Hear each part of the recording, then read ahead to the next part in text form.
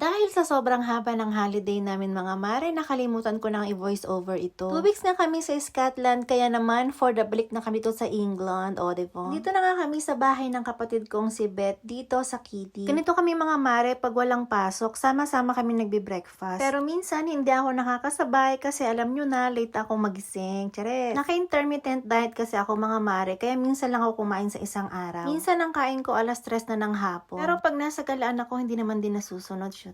Tama, yes. Ang wish naming lahat sa'yo, sana magkaroon ka ng tamang pag-iisip. Hindi talaga kami makamove on sa tamang pag-iisip na yan. Pag nasa bahay lang kami mga mare, wala kami ibang ginagawa kundi lumaps ng lumaps. At tingnan nyo, kakatapos na namin mag-breakfast, ay na naman magla-lunchy na naman kami. Nagluto ako dyan ng sinigeng-geng na salmon at ng pork chop. Ako ang cookie rin nila dito mga mare. Shoot. Masaya naman ako at lagi nilang na-appreciate ang mga luto ko. Kaya naman hindi ako magsasawang pagluto sila. Wag lang sila mag-request ng buro, ay oket nana. Ay depende pala pag bibigyan ako ng 100 pounds. Mukhang pera tayo mga mare, bakit hindi, diba? Pero never akong kakain nun. I cannot. At ayun lang, makaganapan for today's video mga mare. Hanggang sa muli, love you all!